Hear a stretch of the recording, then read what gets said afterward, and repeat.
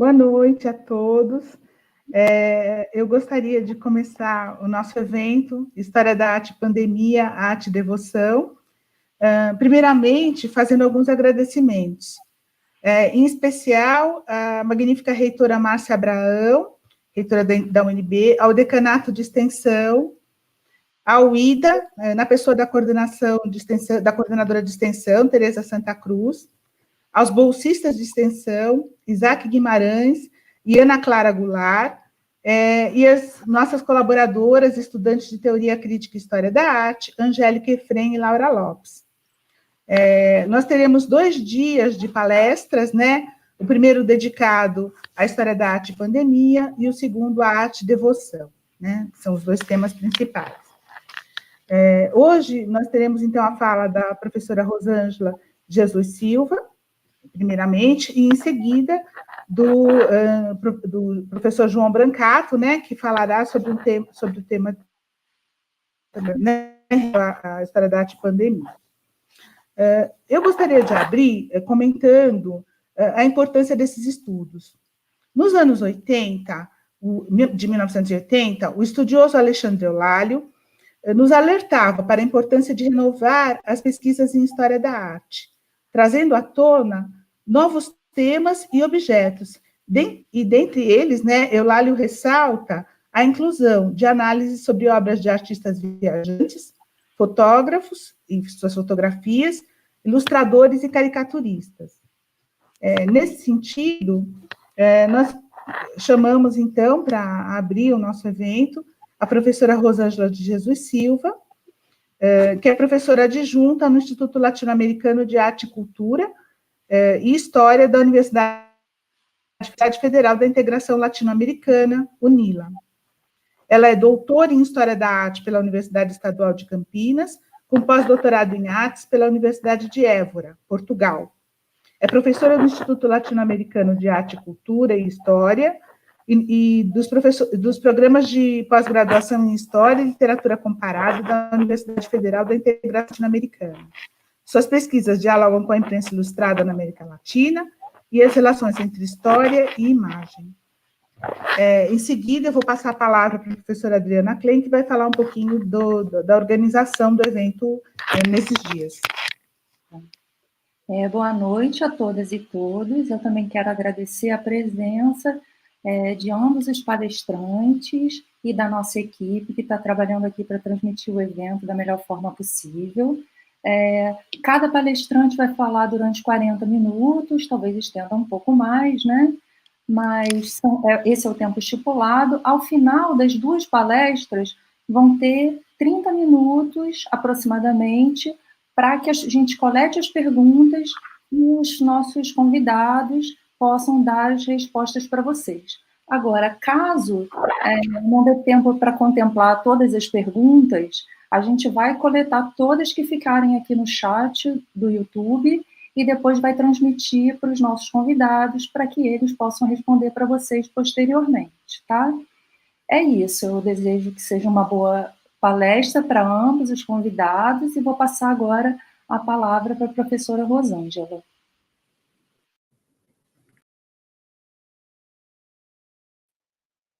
Uma boa noite a todas e todos. Para mim é um prazer e uma honra muito grande fazer parte desse evento. Quero também começar agradecendo muito a professora Maria do Carmo, que é uma amiga querida já de muito tempo. A gente é companheira de mestrado, doutorado, e também a professora Adriana.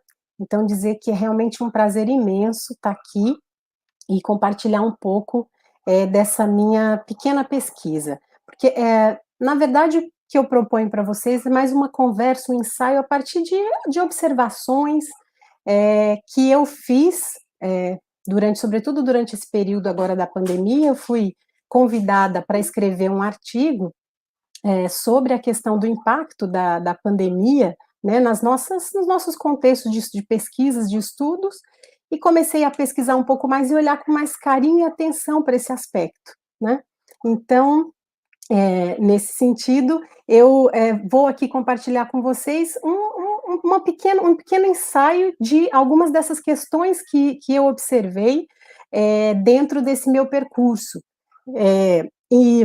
Bom, uma das coisas que me chamou muita atenção era justamente a recorrência de algumas imagens, sobretudo da alegoria da morte, que essa imagem que eu coloco aqui na abertura, eu estou aqui com a presença do Theo, aqui, meu filho, está aqui fazendo a abertura aqui com a gente. Então, essas coisas, né, da gente estar trabalhando em casa. Então, peço desculpas aí, e falo da participação especial aqui do Theo, aqui do meu lado. Bom, então, esse percurso que eu fiz, algumas coisas me chamavam muita atenção, que é justamente algumas recorrências de imagens, em um período, eu estudo prioritariamente o século XIX, mas também comecei a olhar um pouquinho mais sobre a imprensa no século XX, chegando até no que a gente acompanha diariamente nos jornais, agora no século XXI.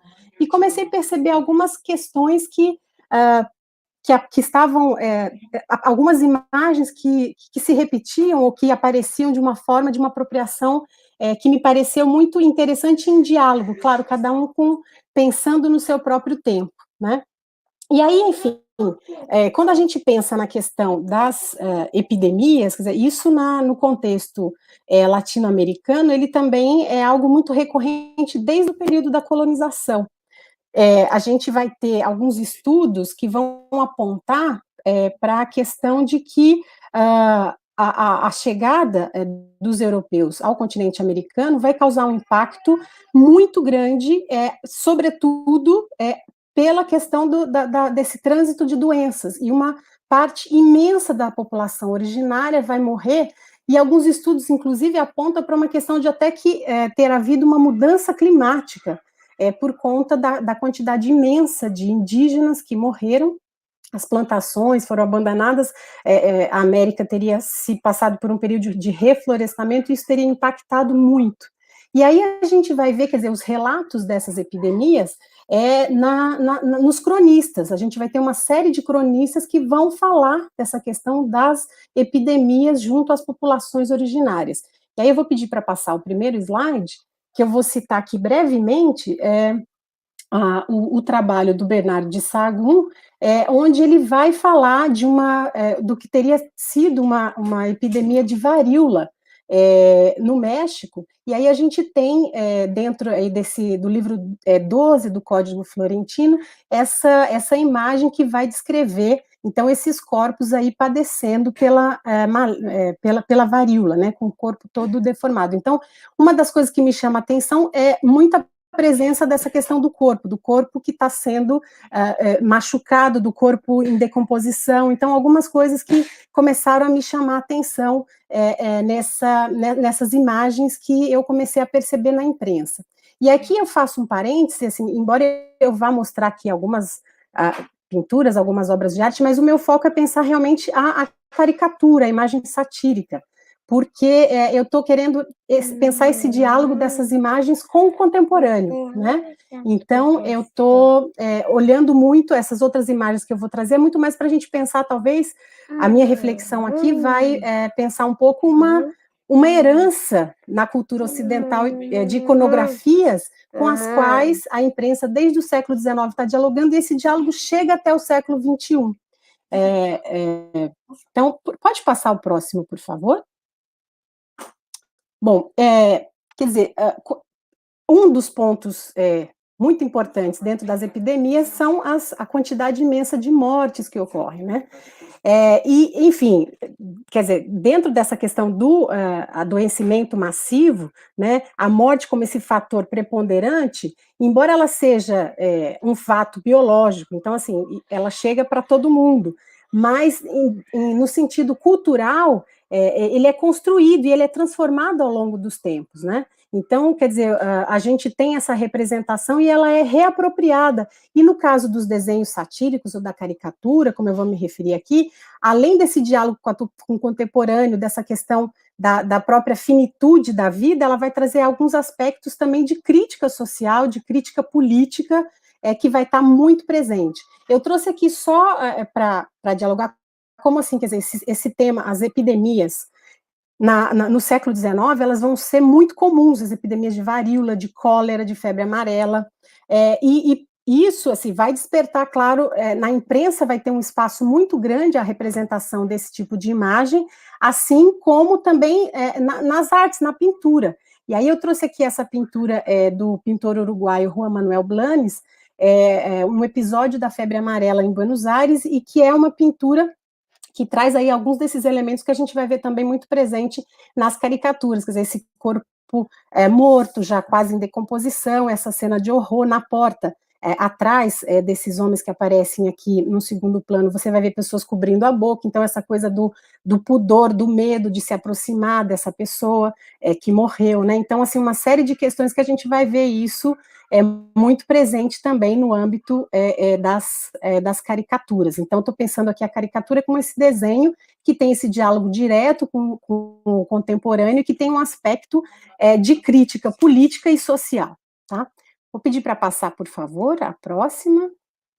Então, quando eu comecei quer dizer, eu comecei pela questão da imprensa, vendo essas imagens, eu tentei começar a buscar informações e tentar entender um pouco esse percurso iconográfico, quer dizer, algumas dessas imagens, sobretudo da iconografia da morte, quer dizer, quais seriam as origens, as heranças, né? Porque a imprensa ilustrada, no século XIX, sobretudo, ela, na América Latina, ela vai ser herdeira de uma tradição europeia, e muitos dos primeiros caricaturistas, litógrafos, eles são europeus que migram, né, para a América como uma terra aí de oportunidades, e vão começar esses negócios, então os seus negócios. Então as referências desses ilustradores, desses artistas gráficos, eles estão muito dialogando com essa tradição da cultura ocidental, e os próprios governos que estão se formando na América Latina são todos quer dizer, esses governantes são todos também, se não são diretamente filhos de europeus, foram estudar na Europa, então tem toda uma relação também com uma formação extremamente europeizante e com referências ocidentais muito fortes. E aí, quer dizer, me chamou a atenção quando eu fui procurar um pouquinho mais alguns autores, enfim, que trabalhavam com a questão da morte, como o Philippe Arriès, que tem 2 livros, né, sobre a questão da morte no Ocidente, e o próprio Joan Huizinga, que trabalha com essa questão aí na Idade Média, e que esses autores vão chamar atenção justamente para a questão dessa iconografia, que ela vai ganhar muito destaque justamente no final da Idade Média. E aí, eu até trouxe aqui uma citaçãozinha do Huizinga, em que ele vai falar aí que no final da Idade Média, 2 meios de expressão de massa, a pregação e a gravura, podiam reproduzir a ideia da morte como um conceito simples, direto e real, de forma nítida e violenta. Então, a questão, quer dizer, da morte começa a estar muito presente em textos literários, em registros iconográficos de vários tipos, né? E aí tudo isso tem relação também com algumas questões da própria percepção da morte, algumas mudanças. Aí a pesquisadora Juliana Schmidt, ela vai dizer que embora continuasse a questão da travessia, ou seja, né, nós estamos vivendo na Terra um momento que é de transição para uma outra vida, para uma vida num outro plano. Então, por mais que esse elemento persistisse, né, tanto o valor quanto o além passava a ter também valor o que se era, o que se tinha e o que se fazia e o que se deixava no mundo. Então, a partir disso, quer dizer, alguns interesses pela questão do próprio corpo, da decomposição do corpo, né, segundo Philippe Arriès, vai ser o período onde vai ter muito interesse pela questão da decomposição do corpo, a gente vai ver muitas representações em relação a isso, e também vai ser, quer dizer, todo esse interesse pela questão dessa representação da morte do corpo em decomposição, ele vai ser também denominado por alguns estudiosos do período como uma estética macabra, um imaginário macabro, né, que faz referência a essas questões. E aí, dentro desse imaginário macabro, vai ter alguns tópicos que são muito recorrentes e que vão ser muito presentes.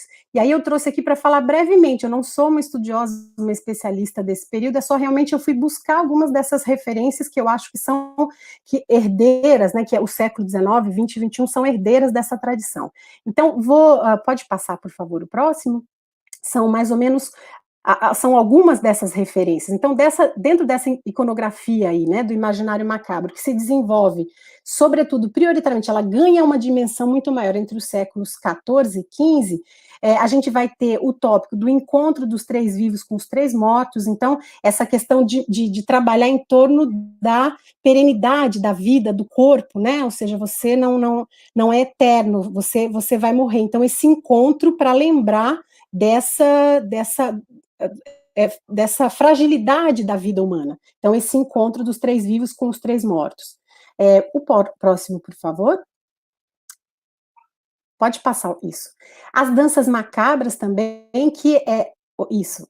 As danças macabras, que é essa representação entre vivos e mortos. Então, quer dizer, e aí uma coisa interessante que começa a aparecer aqui, ou seja, a ideia de que a morte vem para todo mundo. Então, nessa representação, por exemplo, a gente vai ver reis, rainhas, figuras importantes dentro de uma hierarquia eclesiástica, e todas elas aí nessa dança, ou seja, nessa relação da vida com a morte, que está muito presente, que vai chegar para todo mundo, então, independente da sua posição social. Então, essa questão das danças macabras que chamam a atenção para isso. E aí que alguns discursos em torno da questão da riqueza, ou seja, a riqueza é uma riqueza material, porque no âmbito espiritual ela não vai te servir, pode não te servir para nada. Então, essa coisa de lembrar, né, essa relação e mostrar, ou seja, para os reis, para todo mundo chega a morte. Então, as danças macabras aí vão aparecer em muitas representações também, em pinturas, em gravuras, elas vão ser muito comuns. Um outro tópico que vai ser muito presente, por favor. Pode passar. Isso, são os armorendi, que o anterior, por favor. O slide, isso, os armorendi, que é uma representação do momento da morte, né, que vai acompanhar essas representações, vão estar muito presentes nos livros de orações, denominados livros das horas, que é uma espécie de manual feito por os cristãos para eles se prepararem para esse momento da morte. É muito importante essa preparação para esse momento da morte. E aí, quer dizer, dentro de cada um desses momentos históricos vão ter questões muito importantes que são valorizadas nesse momento que antecede a morte. E o que a gente vai ver é que justamente num contexto de epidemia, toda essa preparação ela fica em suspenso, e isso pode criar problemas para a crença, né, para o imaginário dessas pessoas. E, por fim, enfim, dentro desses 4 exemplos, pode passar o próximo, por favor, os triunfos da morte, e aí aqui a gente tem essa pintura importante do Bruegel, a pintura tem uma dimensão grande, aqui ela está muito pequenininha, mas enfim, dentro dos triunfos da morte, a gente tem uma representação que vai ser muito recorrente, que é essa figura do esqueleto, às vezes montado num cavalo, com a foice, ou gadanha, que é o nome que ela é utilizado como um instrumento de ceifar o trigo, né, nesse período aí da Idade Média. Então, vai ser muito presente, e aqui, a partir de algumas iconografias do Triunfo da Morte, vai ter muito uma representação também da morte como uma figura feminina. Então, dando essa questão do gênero para a morte, essa questão da figura podia ser um cavaleiro alado, mas entre os objetos que essa figura vai carregar, vai ser justamente essa foice, que é um dos elementos, a caveira com um manto e uma foice, que é um dos elementos que tem muito espaço aí nesse momento, em várias iconografias, e que ela vai chegar até nós no século XXI, como eu vou aqui tentar mostrar para vocês. Então, esse pequeno percurso é só para mostrar para vocês como a gente tem, quer dizer, dentro da tradição iconográfica ocidental, uma tradição muito grande de pensar e de representar esse momento da morte e representar a morte, né? Então, fazendo um pouco aí esse percurso, só para a gente entender um pouco aí o período onde a gente vai chegar, que é justamente do século XIX aí até o século XXI. Eu vou fazer pulos muito grandes, eu vou aqui falar de imagens muito pontuais de algumas revistas que circularam aí nesse período, então é algo muito simples no sentido de que são, enfim, elementos que eu fui colocando e fui juntando e que eu acho que tem esse diálogo com essa tradição e que tem pontos aí em comum. Pode passar o próximo, por favor? Bom, No século XIX, e aí eu já vou vindo, né, para a América Latina e mais especificamente para o Brasil, eu só vou falar aqui de exemplos do Brasil, mas a gente vai ver essa representação iconográfica com relação às pandemias, às epidemias, na América Latina de uma forma geral, né? Nesse período aí, como eu falei para vocês, que vai ser muito comuns. Então, entrada pelos portos, né? Pelo Porto de Buenos Aires, o Porto de Montevidéu, o Porto do Rio de Janeiro. Então, os portos são geralmente o lugar de entrada dessas epidemias, e elas aí se espalham. Então, tem às vezes quarentenas, tem proibição, fechamento de portos. Então, tem uma situação bastante complicada, delicada no século XIX, sobretudo a partir dos anos 1850, a gente vai começar a ter, a gente tem uma grande epidemia de cólera em 1855, e depois febre amarela, e essas epidemias vão se repetindo aí praticamente todos os verões seguintes, né? Mas aí que o que eu quero chamar a atenção para chegar justamente na imprensa é que no século XIX a gente vai ter na América na América Latina de uma forma geral o desenvolvimento da imprensa, né? No caso do Brasil, a gente só vai poder ter imprensa a partir de 1808, com a chegada da família real, nessa imprensa oficial, e a imprensa aí começa a se desenvolver de forma muito paulatina, e na segunda metade do século XIX, a gente já vai ver uma imprensa muito mais consolidada e que vai receber um auxílio muito importante pelo desenvolvimento de algumas técnicas, como a litografia, que é o auxílio da imagem, a utilização da imagem. E para o caso da representação aqui que nos interessa das iconografias, é muito importante, né, esse uso dessas imagens, porque elas também ajudam a construir e a difundir imaginários visuais que esses produtores dessas revistas trazem e que dialogam, claro, com essa população, com esses leitores dessas revistas, né? Aqui, essa pequena imagem que eu trouxe aqui é uma representação da revista O Mosquito, de 1876, e ela traz a reprodução de uma imagem feita pelo Luigi Borgomaneiro. O Luigi Borgomaneiro é esse que está aí no retrato aqui do lado, e por ironia do destino, o Borgomaneiro tinha feito, no último número de fevereiro da revista Figaro, onde ele era ilustrador, uma crítica, uma imagem, que é essa imagem que a gente vê aqui dessa caveira voando, né? Uma imagem sobre a questão da epidemia de febre amarela que estava atacando o Rio de Janeiro naquele momento. E poucos dias depois, o Luigi Borgomaneiro vai morrer de febre amarela. E ele vai ser retratado aí, esse desenho é o desenho de um português chamado Vale, ele vai receber uma outra homenagem nessa revista de um outro artista português, que foi muito importante no Mosquito, e que teve uma atuação bem importante aqui no Brasil, que foi o Rafael Bordalo Pinheiro.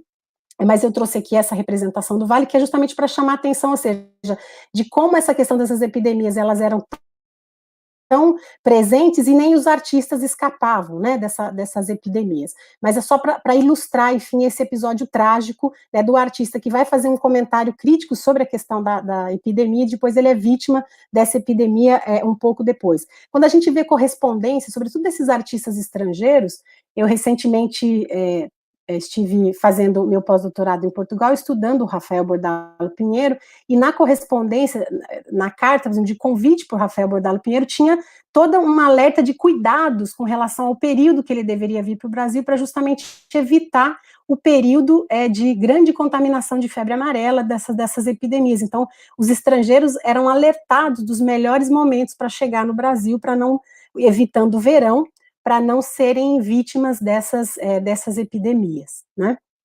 Pode passar, por favor, a próxima imagem?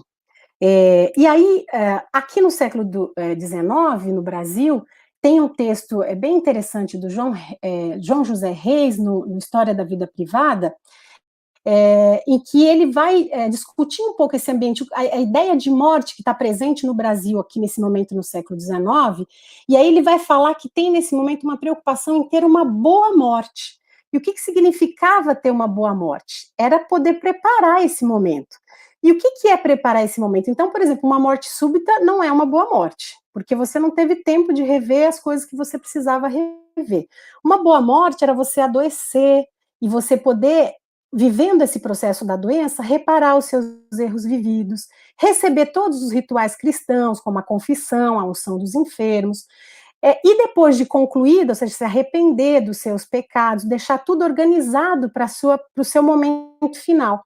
E depois do seu falecimento, tem um velório e um cortejo fúnebre com muitas pessoas. Então, quanto mais gente no seu velório, quer dizer que você era mais importante e mais possibilidades, porque são mais pessoas rezando, chorando. Então, muitas carpideiras, né, nesses velórios, que era uma forma de já pedindo uma intercessão aí pelo seu espírito, né, para você ter a possibilidade de galgar um bom lugar no céu.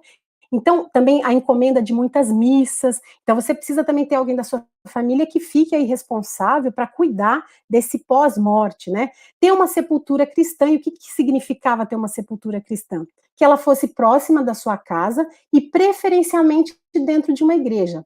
E aí é justamente um ponto que a gente vai ver um atrito muito grande aí no século XIX entre a ciência e a igreja, e de alguma maneira o Estado fica no meio disso, que é justamente quando se começa a proibir os sepultamentos dentro das igrejas, né, porque isso gera um problema muito grande para dentro do imaginário cristão, ou seja, e a gente sabe que dentro das igrejas tinha inclusive um loteamento dos lugares, né? Quanto mais perto do altar ou do seu santo de devoção, então mais importante aquele lugar. Então você tinha, como se você conseguisse ali estar mais perto do divino e ter essa intercessão do divino, né? E você também precisava, depois da sua morte, contar com preces, orações dos que ficaram, para que você pudesse alcançar o paraíso, ou pelo menos ir para o purgatório aí, evitando uma descida direta para o inferno, né? Então, ou seja, todos esses rituais eram muito importantes. O José João Reis vai falar dessa questão, quer dizer, dessa preparação. E quando a gente se depara no momento de uma epidemia, tudo isso não é possível de realizar. Por quê? Porque as pessoas começam a ter preocupação em salvar sua própria pele. Então, se a gente lembra agora do quadro, por exemplo, ali do Blanes, que eu mostrei daquela senhora morta ali com a criancinha sobre o peito dela, ela já tem uma coloração esverdeada, ou seja, ela estava morta já provavelmente há alguns dias, sozinha, deve ter morrido sozinha, então, ou seja, sem ninguém por perto, não vai ter um velório, ela vai ter que ser enterrada rapidamente para não contaminar os outros. Então, ou seja, toda essa preparação, esse ritual, ele cai por terra. E isso gera, quer dizer, uma preocupação e uma questão que a gente vai ver em algumas representações das imagens, do medo que isso vai gerar, por exemplo, essa questão da quantidade de corpos amontoados, de caixões amontoados pelas ruas, né? São cenas que são descritas na literatura e que são descritas também na iconografia. E aí eu vou pedir para passar o próximo slide, em que a gente vai chegar numa imagem que eu selecionei. É uma imagem, é uma capa da Revista Ilustrada de 1876, de março de 1876, então, ou seja, no pico dessa epidemia de febre amarela, e aqui nessa capa a gente vai conseguir, nessa imagem, acho que a gente pode pensar e conversar sobre algumas questões que essa imagem traz. Então, primeiro, a figura aí da morte, como eu falei para vocês, essa iconografia, né, que dialoga diretamente com essa tradição ocidental, aí que se desenvolve fortemente no período da Idade Média, da caveira com foice e dialogando com uma figura que é a única figura viva que a gente consegue identificar nessa cena, que é um ministro do Império, e aqui vocês não vão conseguir ler, mas nesse diálogo, a febre amarela agradece pela ação ou pela inação do governo, que fez com que ela pudesse ter uma colheita tão proveitosa. E aí, esse representante do Estado brasileiro, do imperador, vai responder que não, ele não quer ter essa honra toda só para ele, que ele quer dividir essa honra também com os representantes municipais. Então, ou seja, as autoridades aí políticas que se eximem de fazer as suas funções, ou pelo menos é o que a revista está criticando. Esse é um desenho do Ângelo Agostini, e fazendo, então, uma crítica à atuação das autoridades governamentais em relação a essa epidemia de febre amarela que o Rio de Janeiro estava vivendo naquele ano de 1876. E aí, outras questões. Então, a gente vê também nesse primeiro plano, na parte de baixo, aí, 2 corpos já mortos, né, abandonados ao solo. A gente vê uma perna atrás da figura da alegoria da morte, que aqui tem nome, a alegoria é a febre amarela, e esses caixões amontoados, num espaço que a gente vê pelo cercar, pela forma como ele está cercado e pelo distanciamento, que parece tratar-se de um cemitério.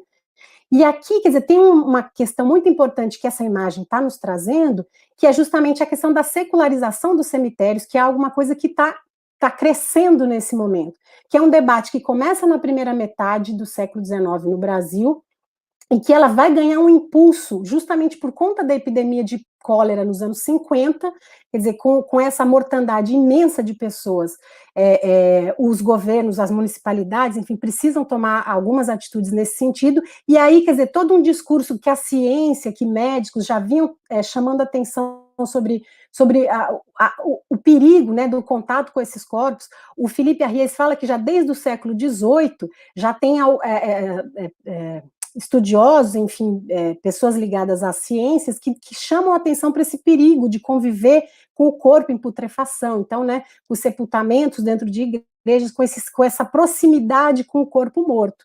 Então, nos períodos de epidemia, essa situação se torna tal que as autoridades precisam tomar essa atitude, e aí começa um processo mais acelerado da questão da secularização dos cemitérios, né? Então, porque as pessoas precisam ser rapidamente enterradas, sem nenhum funeral, e que isso precisa ser longe, porque quanto mais próximo, maior a possibilidade de contaminação. Então, ou seja, se desfazer desses corpos. Então, quer dizer, uma imagem como essa caricatura, ela tem um viés bastante crítico com relação à atuação, mas ela também tem um olhar muito para pensar, imaginem a população que vê uma imagem dessa, da possibilidade de como o corpo dela pode estar, então, abandonado num cemitério, amontoado como caixões, então talvez um certo medo, né, de ser vítima dessa epidemia e ter, assim, não ter a possibilidade de ter todos os seus ritos, toda a sua a possibilidade de salvação para uma outra vida mantida. Então, aqui a caricatura, a imagem tem aí uma série de questões e de referências a toda uma questão política, social e cultural contemporânea que está presente naquele momento no Brasil, né, em torno dessa discussão da secularização dos cemitérios, do papel das autoridades na atuação da saúde pública, né, e enfim, uma série de coisas. E a gente vai ver, quer dizer, para além da questão iconográfica, esses temas a gente vai ver que vão se repetindo em torno da questão da discussão, em torno do papel da saúde pública, do papel da ciência, né, em organizar, em estruturar a questão da saúde pública e do fim, né, que deve ter esses corpos, enfim, essa situação. E aí agora, assim, vou dar um pulinho aqui para a próxima imagem, aí eu já estou...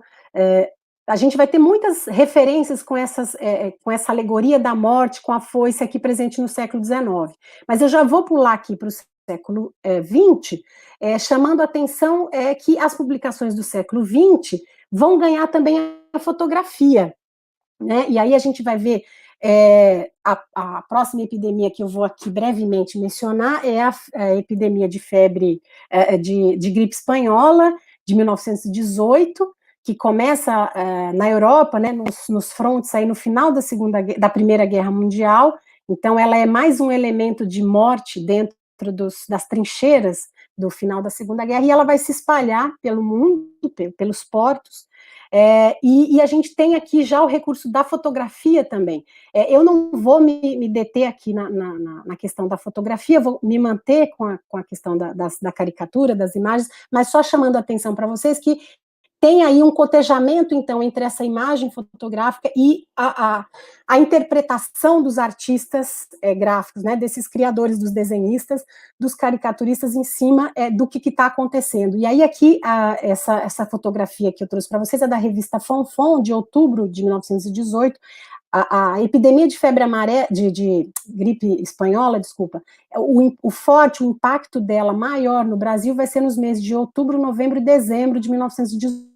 Ela chega, os primeiros relatos são já de setembro de 1918, mas o pico, né, dessa epidemia vai ser nos meses de outubro a dezembro. E aqui, então, é o número da Fonfon de outubro, em que ela vai mostrar aí valas comuns que estão sendo construídas, então, ou seja, mais uma vez, esses corpos amontoados, caminhões levando corpos, né, essa quantidade imensa de pessoas que são demandadas para enterrar esses corpos, para se desfazer desses corpos, que a gente está com isso muito, muito vivo na nossa memória, agora com imagens de alta resolução, drone e tudo mais, que a gente está vivendo ainda, né, nessa epidemia de Covid-19. Então, indo para as caricaturas, pedir para passar o próximo slide, por favor. Eu vou mostrar aqui, então, essas são desenhos que foram publicados na revista O Malho, e aí, justamente, quer dizer, é um tema que vai ocupar muitas das páginas dessas revistas ilustradas de uma forma geral, tanto nas fotografias como através de caricaturas, de imagens. E aqui, quer dizer, tem alguns aspectos que estão chamando atenção com relação a essa crítica, esse olhar do desenho satírico para o contemporâneo. Então, a gente tem uma cama que serve de hospital no Morro do Pinto, que é justamente essa quantidade imensa de pessoas abrigada aí sobre um telhado improvisado, com um cachorro extremamente magro aqui no primeiro plano da imagem, e que a gente vai ver como, ou seja, chamando atenção para a questão de quem é que está sendo mais atingido também por essa epidemia, né, que é justamente as pessoas mais pobres, que não têm recurso, não têm condições de ir para os hospitais. Aqui a gente não tinha um SUS ainda, né, para atender essas pessoas. O mais próximo disso era as Santa Casas, que jamais davam conta de absorver toda a demanda que existia. E aí a gente tem aqui na outra imagem, no outro extremo aqui da imagem, justamente uma figura da Santa Casa coberta de urubus. Então, ou seja, não parecia ser muito vantagem ir para a Santa Casa, porque os urubus estavam descendo sobre a Santa Casa. E aí, logo abaixo da Santa Casa, uma pilha de caixões, né? E essa pilha de caixões com uma pequena legenda dizendo esperando o bonde do Caju. O bonde, que era um meio de transporte aí bastante importante nessas primeiras décadas do século XX, no Rio de Janeiro, e o Caju, que era justamente o cemitério do Caju, que vai receber uma das maiores quantidades de enterros, né, de funerais relacionados às pessoas que vão morrer da gripe espanhola. E aí também no meio essas imagens, na verdade é uma composição, eu fiz um recorte, são várias pequenas imagens, e eu só recortei algumas que eu acho que seriam mais, chama mais atenção para a gente ver a questão das críticas, né? É uma régua, né, com 7 palmos, e tem a legenda dizendo a medida que a nossa Secretaria de Saúde, ou enfim, Ministério da Saúde, não é esse o termo do período, mas é que usa para a população. Então, ou seja, é só o âmbito dos 7 palmos, ou seja, do túmulo, né, do espaço que você tem para ser enterrado, o espaço reservado. Então, ou seja, toda uma crítica aí à atuação dos governos e à ausência do alcance social de uma saúde pública e de condições para as pessoas se cuidarem e se protegerem dessa epidemia. Pode passar a próxima imagem, por favor? Aqui uma coisa, nessa imagem da Fonfon, se repete a questão aí das valas que são cavadas, e aí, se a gente for pensar, quer dizer, a história essa questão das valas é um elemento que está muito presente nesse imaginário para a questão da Primeira Guerra, né, onde a guerra de trincheira, ou seja, cavar essas trincheiras, foi um elemento muito importante dos exércitos, aí, da luta, né, nos palcos de luta da Primeira Guerra. Então, a guerra de trincheira foi um elemento muito importante. E aqui ela é reapropriada para a questão de abrir essas trincheiras para colocar os mortos. Então, aqui fala ocupação militar do Caju, da abertura de trincheiras. Então, ou seja, precisa dos militares atuarem aí para dar conta de ter túmulos, né, ter sepulturas para a quantidade de mortos. E aí uma outra questão interessante, que é dos remédios milagrosos também. Então, aí em 1918, esse caricaturista vai fazer uma brincadeira, ele coloca esse desenho aí que tem shampoo, sabonete, bebida, pó, fluido, pomada, e que ele fala que a simples leitura de uma página de anúncio de jornal já vai bastar para imunizar as pessoas da influenza espanhola, né, que era o outro nome, gripe espanhola ou influenza espanhola, nesse momento. Então, essa questão também de que falta assim, um posicionamento da ciência e que toda droga já cura esse mal. Então, também tem todo um debate e um conflito com a ciência também, com as autoridades, mas também com a ciência, qual a resposta que a ciência está dando e como as páginas de jornais são inundados aí por remédios milagrosos, né? Então, esse é um outro elemento aí que nos parece muito familiar também, agora no século XXI. A próxima imagem, por favor. Essa é uma capa do Malho, de novembro, e aí a gente tem, me parece muito interessante, que a gente tem uma visão ao fundo da cidade, em penumbra, então, assim, seja coisa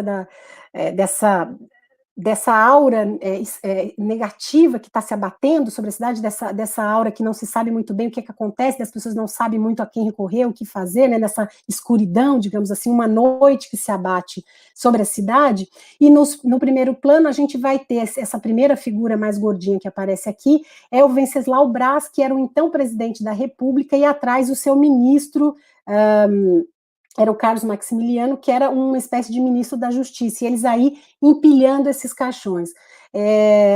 Ou seja, colocando novamente essas autoridades aí numa situação bastante crítica em relação ao que está acontecendo, ou seja, eles não vão dar conta de cuidar da quantidade de caixões que a gente vê amontoados aí nessa imagem, e no topo desse amontoado de caixões a gente vê 2 urubus, porque daí também nesse momento tem uma questão muito grave de desabastecimento. Então, as pessoas enfrentam filas imensas para conseguir sopa, para conseguir algum alimento. Então, tem muitas ações, por exemplo, da primeira-dama, no sentido de doar alimentos para as pessoas, e isso vai aparecer muito na fotografia. A gente tem uma fotografia, né, que dá muita ênfase para as ações da sociedade, dessa alta sociedade, e muitas dessas ações de caridade que são desenvolvidas aí pelas mulheres, dos prefeitos, dos presidentes, e ao mesmo tempo, quer dizer, nesse mesmo número do Malho, a gente tem essas imagens, então, da primeira-dama fazendo caridade, distribuindo alimentos e sopa, e o presidente na capa da revista, tendo que lidar com essa quantidade imensa de caixões e com essa situação, né, e aí os urubus aí presentes, chamando a atenção para a questão tanto da morte pela epidemia quanto da morte pela fome. Então, mais uma vez, o debate, né, também economia e saúde aí que se coloca nesse momento aqui, em 1918, aí pelo Malho. E na próxima imagem, a gente volta, então, nosso amigo, a nossa amiga alegoria da morte aí, da caveira, né, com uma foice, e aqui ela também tem nome, a influenza espanhola, e ela está abraçada aí com essa figura militar, que é o Kaiser Guilherme II, que foi o último imperador da Áustria e rei da Alemanha, da Prússia, né, e é justamente nos meses finais, essa imagem de outubro, a Alemanha vai assinar o armistício em novembro, então menos de um mês depois dessa imagem. Nesse momento já se sabia que a Alemanha já estava perdendo a guerra, e o que se coloca é que o Kaiser, então, recebeu uma nova aliada, que era a influenza espanhola, para atacar aí nas trincheiras dos inimigos, então estava atacando, atingindo todas as trincheiras, né, todos os lados da guerra. E então, abraçado, e nessa foice tem um elemento novo, que é o sangue. Então, tanto o sangue que faz referência à questão da guerra que tá se desenvolvendo, que a gente está vendo aí os últimos meses da guerra, e a figura da influenza que chega pelo ar, que está vindo, e que eu acho que é um elemento interessante de estar colocado, embora a imagem vai fazer uma referência a uma espécie de cobertura sobre a questão da Primeira Guerra que está acontecendo, mas a gente já tem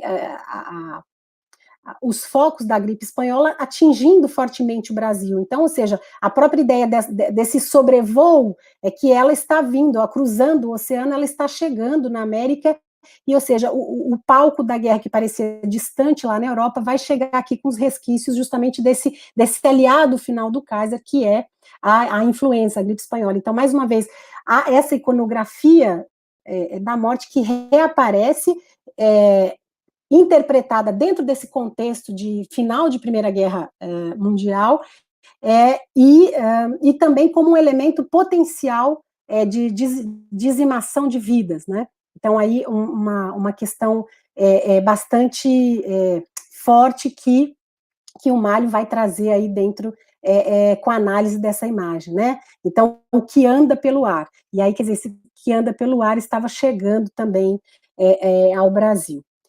Aí vamos para próximo slide, por favor. E aí, eu já venho aqui para o século XXI, enfim, acompanhei muito a proliferação, né, de caricaturas, de imagens sobre essa questão da pandemia no Brasil. Ela é imensa. Vocês entram na Folha de São Paulo, no Estado de São Paulo, no Globo, vocês vão ver realmente muita coisa produzida semanalmente com esse tópico, com essa temática, né?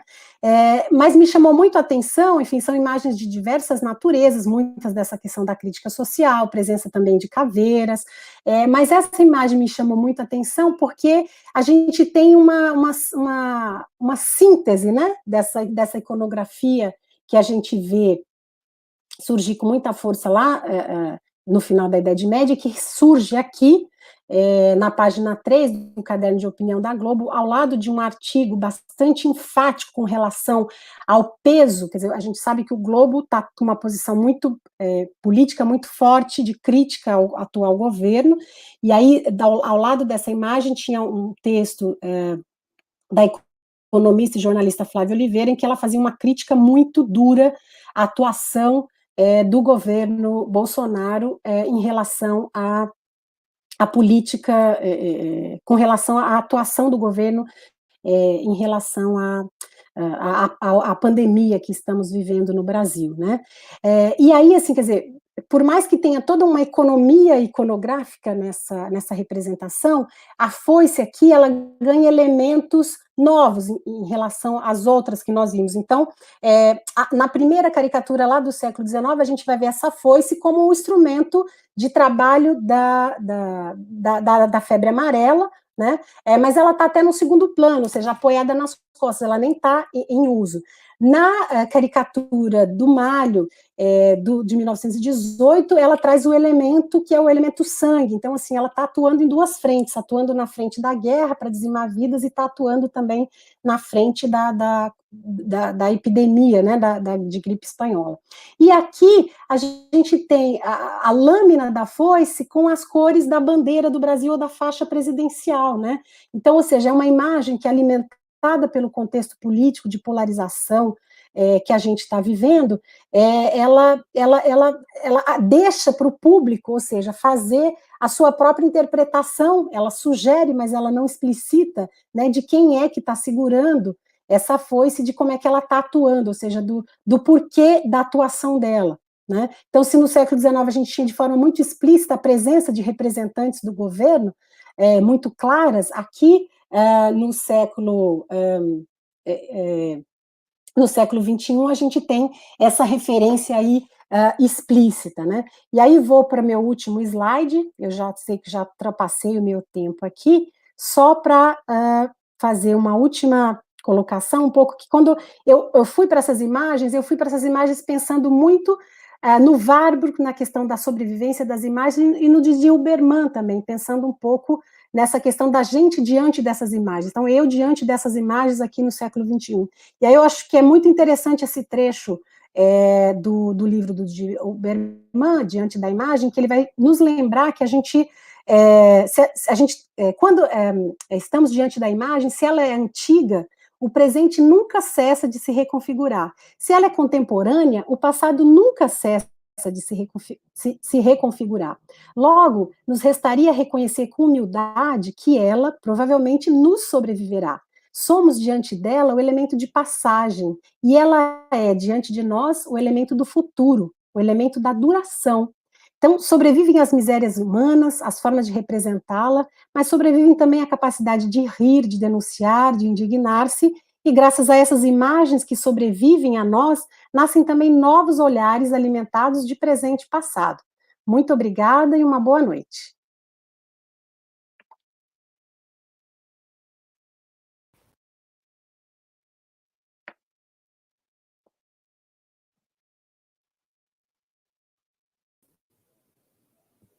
Boa noite.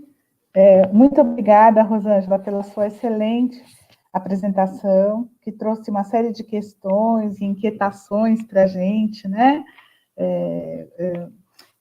Acho que são muito interessantes para a gente refletir não só sobre o momento atual, mas sobre o passado e a permanência dessas imagens, né? Como você colocou. Agora a gente vai abrir para o público, né? Para as perguntas. E se não tendo as perguntas do público, eu tenho uma pergunta para fazer também, que eu vou deixar para o final, tá bom? Okay. Vamos ver um pouquinho.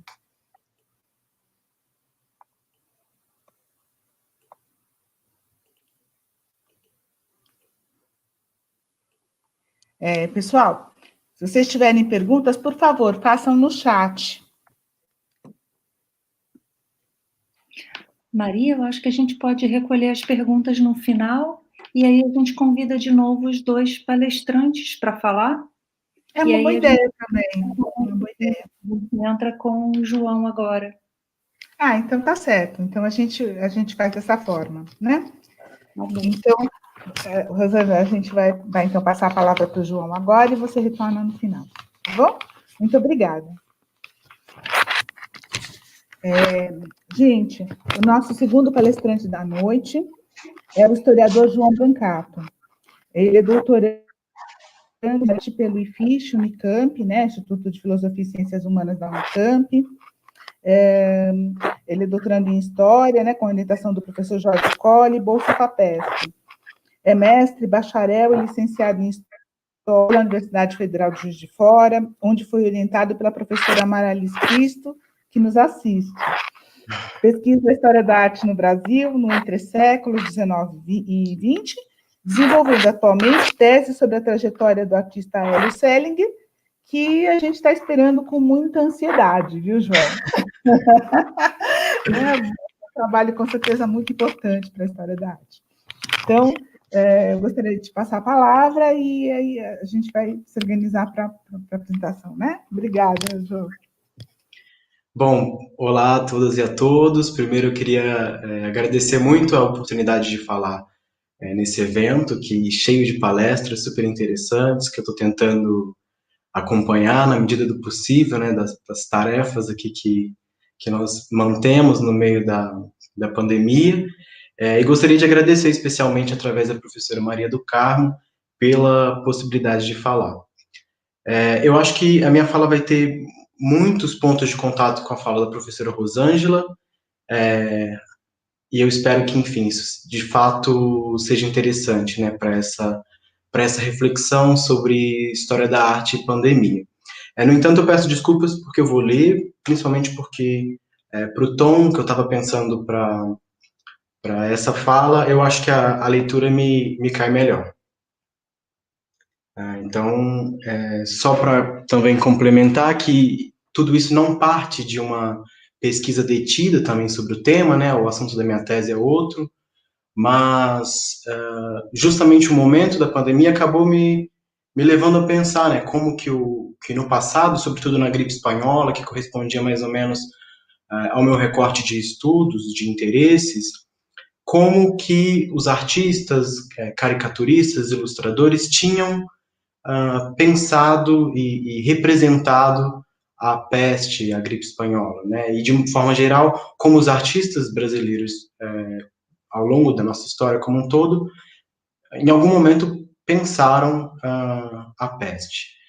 A partir disso, eu escrevi alguns textos para o blog Amável Leitor, que é dirigido pelo meu orientador, o professor Jorge Colli, e eu acho que é em torno dessas questões que eu faço a minha fala aqui hoje. Então, eu passo agora a leitura. Hoje, dia 22 de setembro de 2020, as estatísticas oficiais apontam para a tragédia de quase 140 mil mortos no país, vítimas do novo Covid-19. E ainda que em muitos lugares haja tendências à estabilização ou diminuição do número de casos e óbitos, a pandemia persiste no Brasil e no mundo. Para muitos de nós, mais privilegiados, ela pode ter afetado apenas as rotinas, bem dizer já massacradas pela extensão dos meses em restrição domiciliar e social. E com a inclusão de siglas e expressões de repente em alta, como home office ou EAD. Mas para muitos, é preciso que sempre se recorde, ela afetou e tem afetado a composição de lares e círculos sociais. É por essa razão que me foi difícil preparar essa fala, ou esse texto, que opto por ler justamente pela sensibilidade dos pontos que pretendo tocar. Na verdade, passei dias desde o convite me questionando, e ainda hoje fazendo algumas alterações, acerca do que deveria ou não dizer, do que seria conveniente ou não abordar, do que exibir. Falar dessas imagens não seria problema algum há um ano, quando não imaginávamos a convivência mortal com um vírus alastrado a nível planetário. Seria de fato relativamente fácil achar graça de alguma delas. Hoje, contudo, se às vezes nos escapa o riso, também nos sobressai a culpa, porque o que aconteceu com as pessoas daquela época não deve ter sido tão diverso do que acontece hoje. O tom escolhido aqui, portanto, procura escapar de qualquer humor. Ser historiador é às vezes algo muito difícil, porque escrever história não é simplesmente falar do passado. É comumente esbarrar no presente, é tocar feridas abertas. Entre os meus dilemas, decidi dizer, abordar, exibir o passado, tomando um pouco mais cuidado com as imagens do presente, já que nossos olhos e corações já foram por demais esmagados com as notícias na TV, nos jornais. Mas em tempos de pós-verdade e fake news, em retomadas fantasiosas e por vezes mentirosas do nosso passado, parece-me essencial que o óbvio, o cotidiano, a partilha dolorosa daquilo que vivenciamos no Brasil hoje, estejam presentes aqui de alguma forma, que sejam nomeados ou ao menos imaginados por todos nós. Pois os riscos de que o presente caia em esquecimento, ou que seja banalizado, poderá nos custar, num futuro talvez não muito distante, a sua manipulação ou relativização, a fim de garantir interesses escusos. Por isso, peço desculpas de antemão a todas e todos pelo que digo e pelo que exibo, e que minha palavra, mais que conforto, seja protesto. Por isso também me pareceu muito apropriado iniciar essa fala com a capa da revista carioca Dom Quixote, de autoria do caricaturista português Julião Machado. Datada de outubro de 1918, há pouco mais de 100 anos, apresentava aos leitores uma cadavérica representação alegórica da influenza espanhola, um dos nomes que se dava então à famosa gripe. De saída, Julião deixava um recado sensível aos leitores, exprimindo a dificuldade de fazer o que deveria fazer, humor, em tempos tão dolorosos. Diz ele, sem a menor vontade de rir, nem de fazer rir. A princípio, a alegoria de Julião evoca um imaginário muito tradicional da figura da morte, associada ao esqueleto humano, sobre a qual a professora Rosângela, inclusive, já se ocupou aqui. No entanto, ao contrário das famosas vestes negras e a foice ou gadanha, a influência de Julião Machado usa trajes típicos flamencos, com castanholas nas mãos. Ela também é como a morte, mas agora tem um passaporte, ganhara costumes e uma nação para si. Nada mais propício para essa atribuição de identidade do que os tempos de nacionalismo exacerbado do início do século, que em 1918 finalmente viu o desfecho de uma grande guerra, fruto desses ideais, e que também em grande medida fora responsável pela dimensão da gripe, que se alastrou junto à movimentação dos exércitos. Hoje, contudo, sabemos que a origem da doença não estava na Espanha. Conforme a especialista Liane Bertucci, em contraposição à censura imputada à imprensa pelos países que se confrontavam durante a Primeira Guerra, a Espanha, neutra no conflito, não se furtou de noticiar nos jornais os casos da estranha doença que assolava seu território, que acabou por popularizar a doença como se fosse sua. O caricaturista faz referência à relação entre guerra e peste na imagem sob uma chave bastante discreta. A culture microbians, literalmente cultura microbiana, injetada na perna da espanhola, dá insumos ao boato, também já visto aqui, falso, de que a doença teria sido made in Germany, ou seja, feita na Alemanha, que por sua vez encontraram na Espanha uma culpada por disseminar a doença e garantir a vitória na guerra. Como bem sabemos, as teorias da conspiração, bem como as disputas por hegemonia política e econômica, não foram um fenômeno do século passado, permanecendo ainda hoje muito presentes, mesmo entre líderes de países que buscam culpar outros por uma suposta disseminação maligna e intencionada do vírus que vive hoje entre nós. Na capa da revista Dom Quixote, ao mesmo tempo em que Julião Machado levanta a polêmica sobre a disseminação da gripe, coloca sobre a cabeça da peste, que é ao mesmo tempo a morte, não um arranjo floral, como seria típico de suas vestes espanholas, mas uma coroa. Recorda, assim, que não importa quem ganha as batalhas nos campos. Ela é a verdadeira vitoriosa, a única rainha. Quem são então os derrotados? Deixo a resposta a vocês. É o próximo, por favor. Aproveitando o argumento anterior, anuncio que minha fala será dividida basicamente em duas partes. Inicio detendo-me nas imagens do impacto das epidemias sobre a população e concluo abordando algumas imagens que retratam representantes políticos brasileiros lidando com essas crises sanitárias, sempre com foco, como já dito, na gripe espanhola. Nessa dualidade governantes-povo, busco provocar relações com imagens do contemporâneo. Não se trata de evocar a famosa máxima de Marx no 18 Brumário, em que, respondendo a Hegel, diria que a história se repete, que se a história se repete, a primeira vez é como tragédia e a segunda como farsa. Os historiadores já sabem há muito que a história não se repete exatamente. Mas há de se pensar o porquê, às vezes, passado e presente podem ser tão tragicamente semelhantes. A bibliografia especializada sobre a gripe espanhola no Brasil informa que os primeiros casos da doença ocorreram em meados de setembro de 18, após aportar em Recife, Salvador e Rio de Janeiro o navio Demerara, vindo da Europa. Rapidamente, a doença se espalhou pelas cidades costeiras, chegando ao interior. Cito aqui as impressionantes palavras do literato Pedro Nava, rememorando o cenário carioca de então, extraídas de seu livro Chão de Ferro. Era apavorante a rapidez com que ela ia da invasão ao apogeu, em poucas horas, levando as vítimas às sufocações, às diarreias, às dores lancinantes, ao letargo, ao coma, à uremia, à síncope e à morte, em algumas horas ou poucos dias. Aterrava a velocidade do contágio e o número de pessoas que estavam sendo acometidas. Nenhuma de nossas calamidades chegara aos pés da moléstia reinante.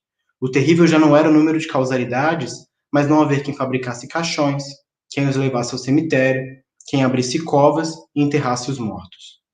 O espantoso já não era a quantidade de doentes, mas o fato de quase todos estarem doentes e impossibilitados de ajudar, tratar, transportar comida, vender gêneros, aviar receitas, exercer, em suma, os místeres indispensáveis à vida coletiva. Fecha a citação. Próximo, por favor. As consequências para além da doença em si não demoraram a aparecer. A cidade do Rio de Janeiro começou a ficar desabastecida de alimentos. Os jornais exclamavam o descaso do poder público, enquanto a população fenecia da doença ou da fome.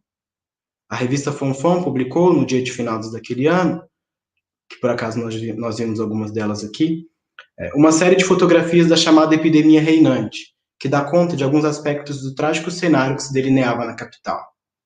O governo confiscou aves de produtores para vendê-las controladamente à população em postos de assistência, uma vez que a sua alimentação prometia combater a doença. Naturalmente, enormes filas se formavam na esperança do retorno à casa com a garantia do alimento. Próximo. Em outras fotografias, vemos multidões em frente aos postos de distribuição de leite e medicamentos. Em uma delas, é possível reconhecer a empolgação sincera de crianças erguendo garrafas vazias para que fossem abastecidos pelo encarregado da assistência. Em outras, vemos olhares caídos mirando o interesse do fotógrafo. Já para nós, que olhamos curiosos essas imagens hoje, parece inevitável pensar no quanto o contato próximo entre aquelas pessoas, seus corpos pressionados contra o portão ou amontoados nas filas, devia favorecer a propagação da doença em situações não muito distantes daquelas acarretadas no presente também motivadas pela urgente necessidade de manutenção dos lares. Próximo. É bom que se lembre que naquela época não havia um sistema único de saúde, como hoje. A assistência médica não era uma responsabilidade pública, e salvo no caso de atendimento em instituições de caridade como as Santas Casas de Misericórdia, o acesso a tratamentos de saúde era predominantemente de caráter privado, ou seja, inacessível à maior parcela da população brasileira. Próximo. Com o aumento preocupante de casos, muitas escolas, que tiveram suas atividades suspensas para evitar maior número de contágios, tornaram-se de repente hospitais, com pacientes espalhados pelo chão, até mesmo de cozinhas. Próximo.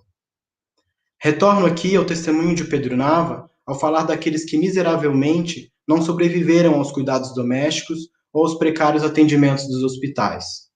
Cito: além da fome, da falta de remédio, de médicos, de tudo, as folhas noticiavam um número nunca visto dos doentes e cifras pavorosas do obituário.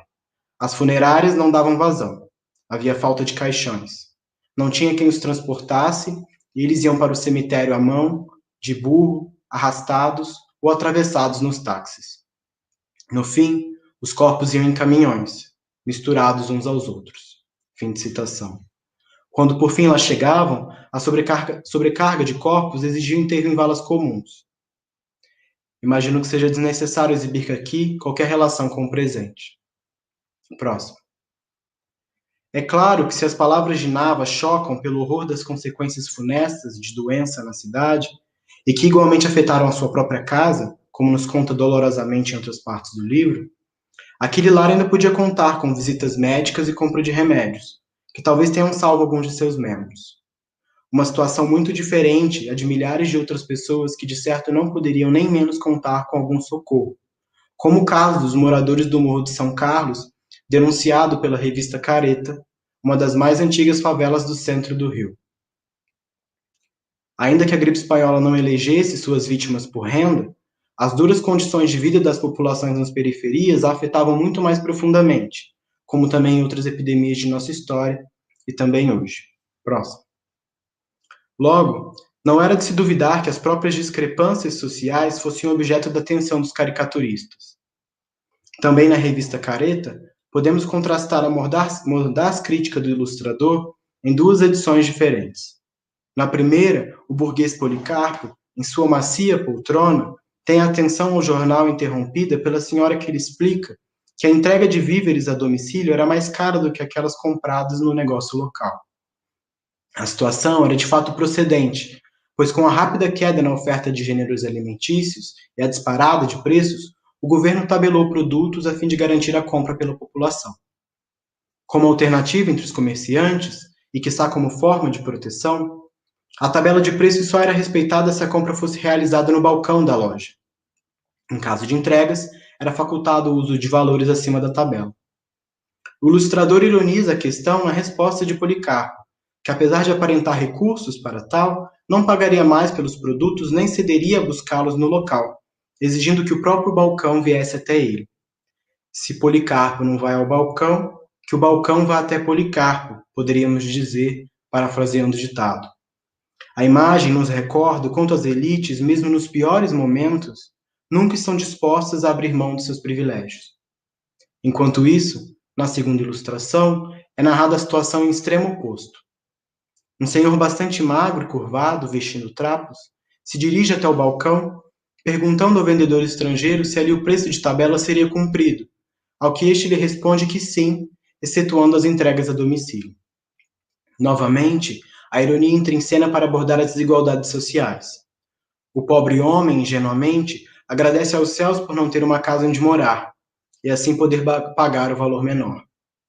No título da imagem, uma expressão francesa que poderia corresponder, em português, a males que vêm para o bem. Próximo. Possa haver quem diga que é triste que algum tipo de humor seja feito sobre aqueles que não têm acesso ou direito à moradia. Eu diria que ainda é mais triste que isso permaneça factível entre duas pandemias separadas por uma centena de anos. Em 2020, é lamentável que até mesmo a simples advertência para lavar as mãos, sempre que possível, evitando o contágio com o vírus, possa revelar uma distinção de classe.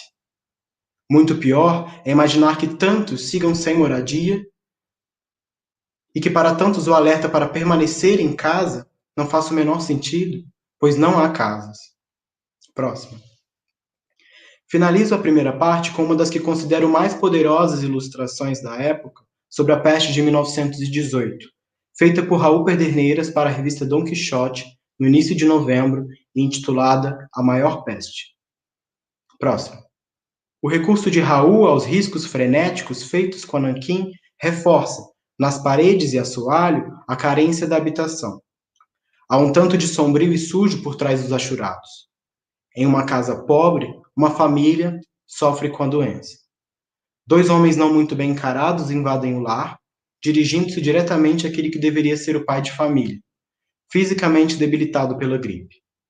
Seu olhar é dolorido, subserviente, amedrontado. O apoio maternal da senhora às suas costas é ineficaz para sua autoconfiança, e ela sabe disso, compartilhando a sua dor.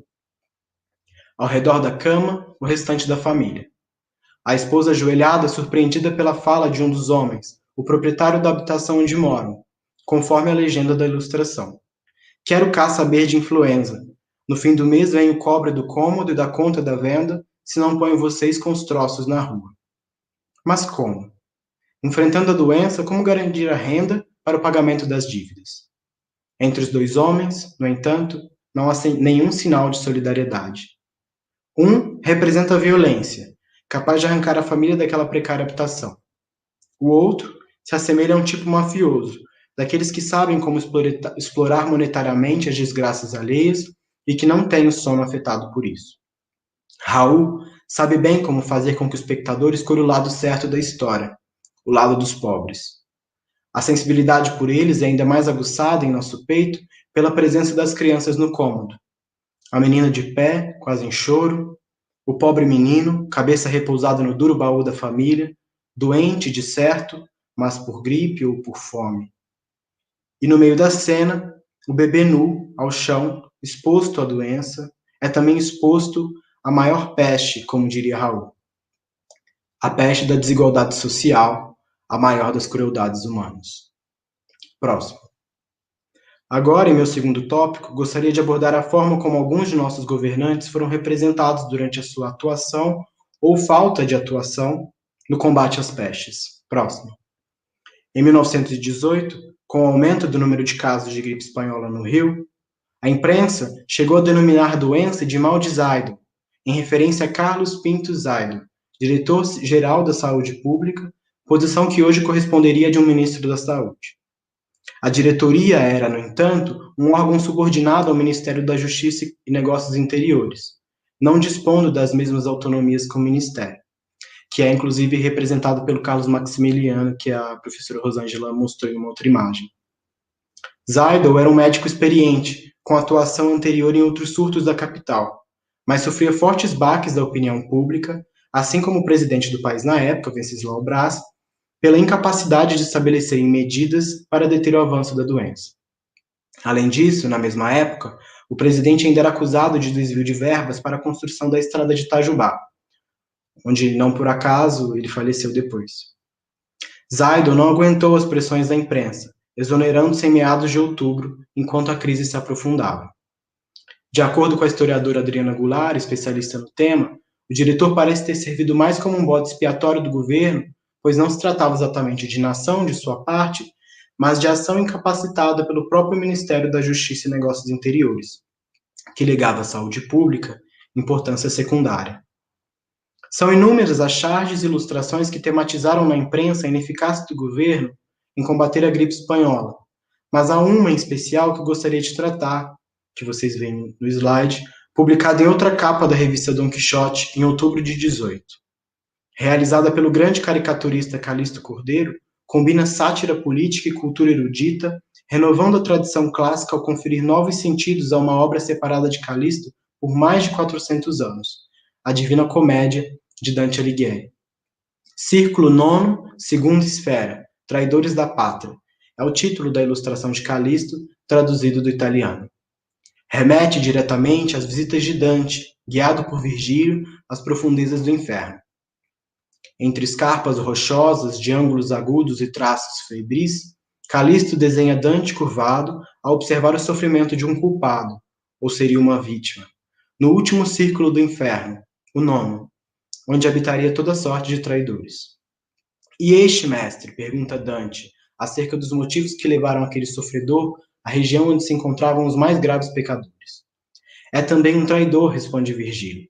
Confiaram-lhe a guarda de uma cidade e ele deixou entrar o inimigo devastador. Próximo.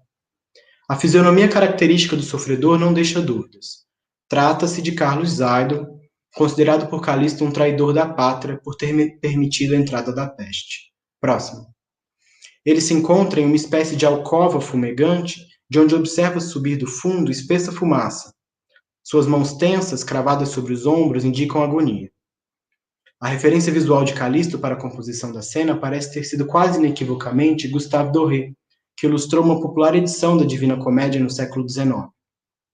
Curiosamente, contudo, se Calisto acertou a região do inferno relativa aos traidores da pátria, de fato o nono círculo, segunda esfera, conforme a literatura, não representou o sofrimento correspondente, narrado na obra como lago congelado Cócito.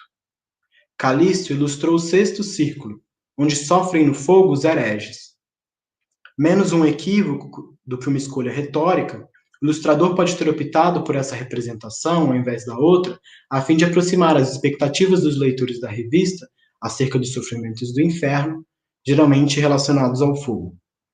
Já para Zaidon, não deve ter sido nada agradável ver sua cara estampada na revista, ardendo em alcovas de fogo, mas creio também que estivesse pouco preocupado se deveria ter sido representado congelando no lago Cócito. Bode expiatório ou não do governo, tendo ou não agido ou tentado agir contra a proliferação da epidemia, ficou lembrado na história como um representante ineficaz que mereceria um destino nada celeste. Próximo.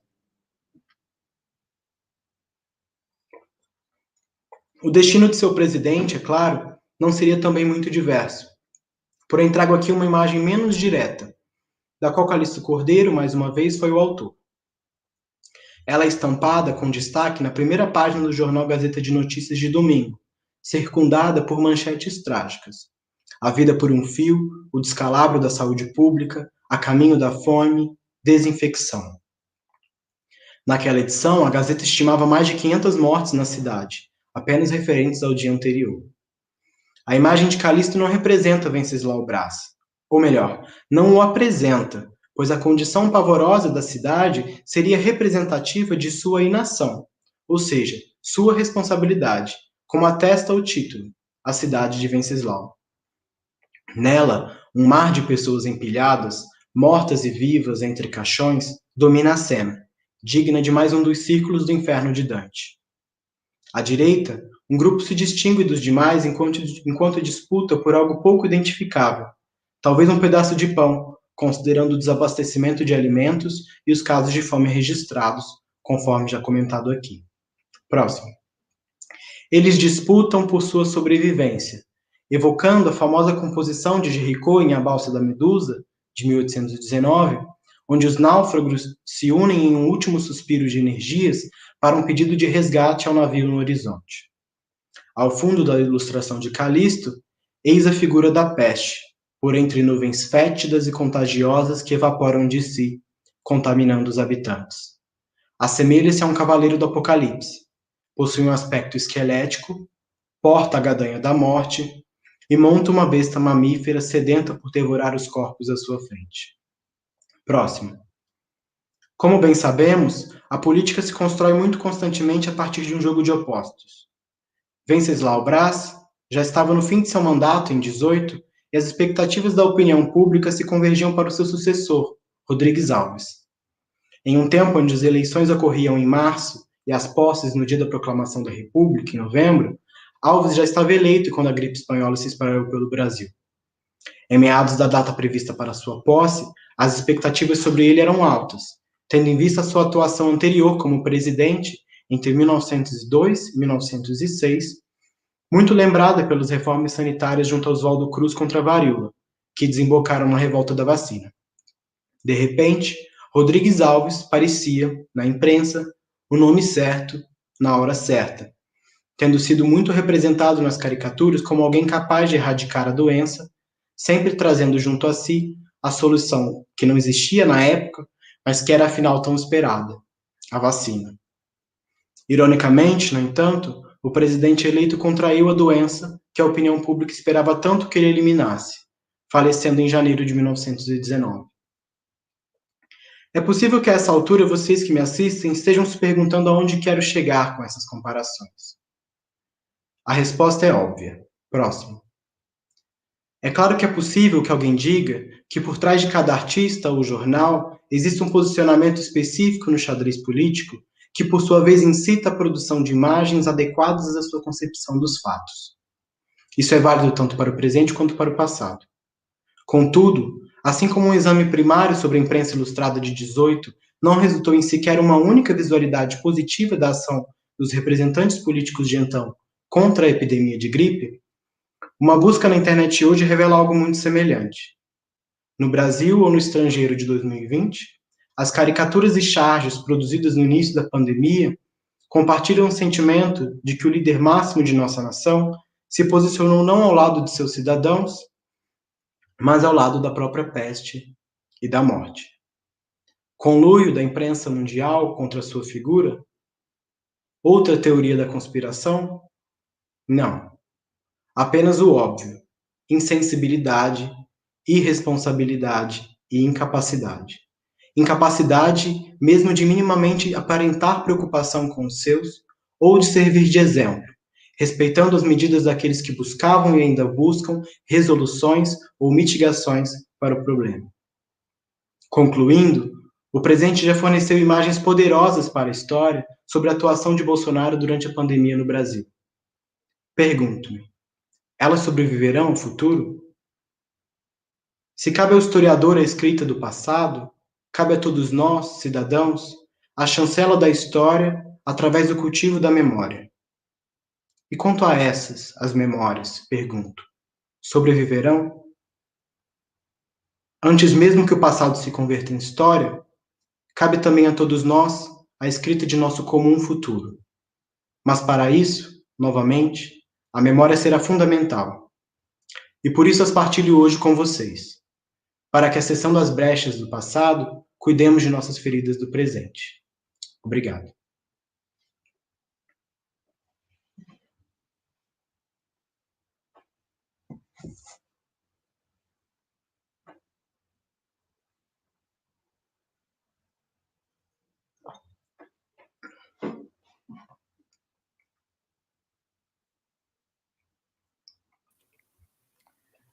Desculpa, a gente esquece, né, que tem que ligar o tempo todo.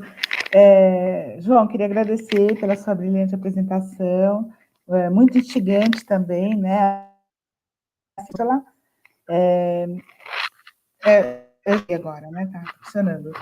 E a gente gostaria de ver se o público tem perguntas, né? A gente queria muito ouvir também as perguntas das pessoas que estão assistindo, né? Então, a gente vai dar uma rápida olhada ali nos comentários, senão a gente vai conversar um pouquinho, tá bom? Vamos só ver se... a gente está com os alunos muito calados. Né? Foram duas apresentações muito impactantes, muito próximas do que a gente vive no momento, né? Formular uma questão é muito difícil, né? Mesmo que seja do ponto de vista de quem é pesquisador ou pesquisadora, e também do ponto de vista de quem está enfrentando essa pandemia no momento, né? Mas eu não deixei de ficar pensando em muitas coisas, né? Referentes não só à imagem, mas eu vou, já que ninguém ainda se prontificou, eu queria fazer uma pergunta. Vocês falaram que essa apresentação que vocês trouxeram para a gente, né, como uma parte da pesquisa, mesmo que vocês falaram que foi inicial, mas ela não me pareceu inicial, foi uma construção narrativa muito, muito bem estruturada para o que a gente está vivendo, né? E aí a minha pergunta para vocês seria no seguinte: vocês partiram de uma questão inicial para organizar essa apresentação, ou foram dentro de uma pesquisa as próprias imagens, né, que fizeram com que vocês fossem trazendo essa dimensão do passado para o presente de uma maneira assim quase inseparável? É isso. Posso começar, então? Obrigada pela pergunta, Adriana. Obrigada ao João, que eu acho que realmente a nossa fala conversou bastante, acho que foi bem bacana, gostei muito da sua fala, de todas as referências que você trouxe. Muito obrigada, foi muito bom ouvi-lo. Com relação ao que você falou, Adriana, assim, eu acho que, no meu caso, eu tinha recebido um convite eu sou editora faço parte do grupo editorial de uma revista que chama Artefacto Visual, que é uma revista pensada a partir de uma rede de pesquisadores latino-americanos em torno da questão da imagem.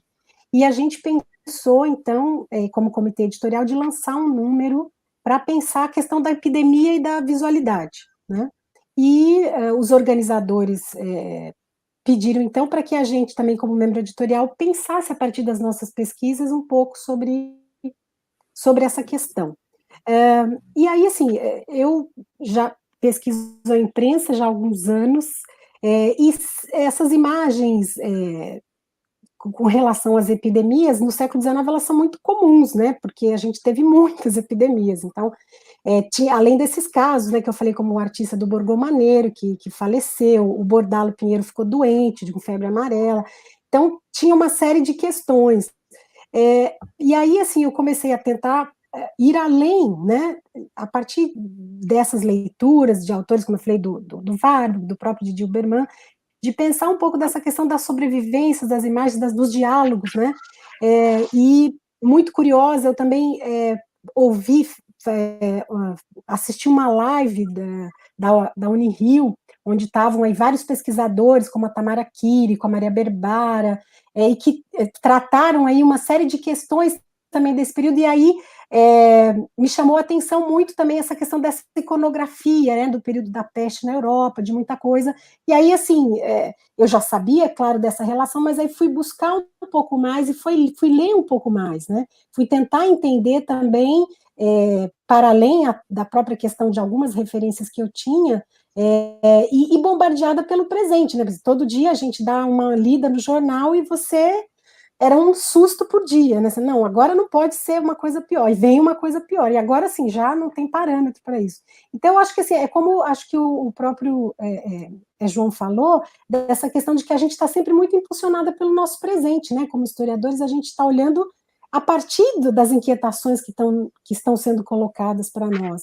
Então, acho que para mim foi isso, assim, foi um pouco partir dessa sensação horrível que eu estava sentindo, que, enfim, ainda não nos libertamos dela, e de toda essa incapacidade ou falta de ação, não vontade, né, das autoridades do nosso país em fazer alguma coisa, de ignorar e tentar um pouco pensar como é que isso foi pensado, como é que isso aconteceu em outros momentos também, né? E eu acho que os artistas, eles são sempre muito sensíveis, eles trazem para a gente de um ponto de vista que sempre faz a gente pensar um pouco mais.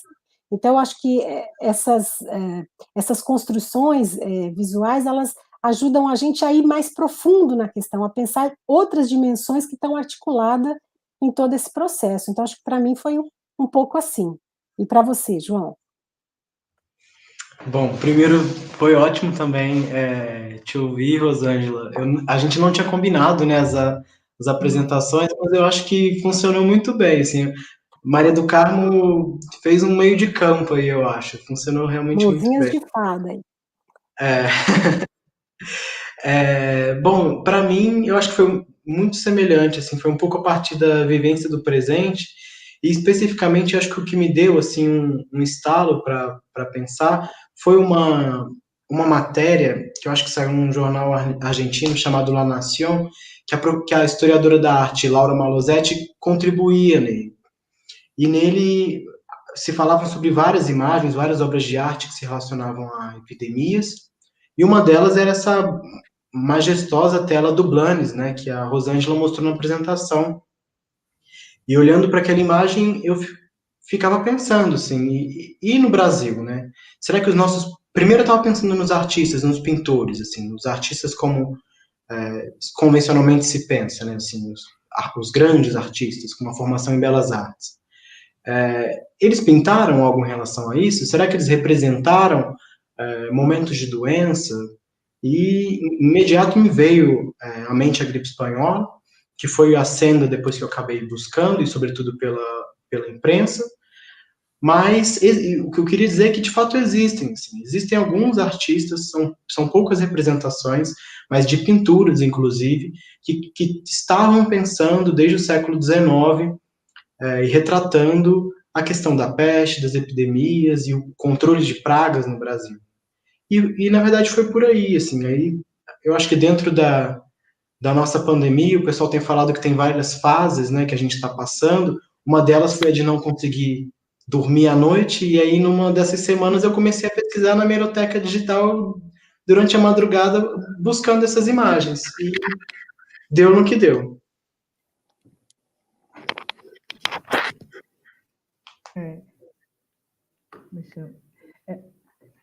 Acho que é muito importante a gente pensar nisso, né? Lembrar um pouco e também, muitas vezes, conhecer o que passou, né? Eu também questões, assim, não são bem questões, são comentários mesmo, né? Que eu gostaria de fazer.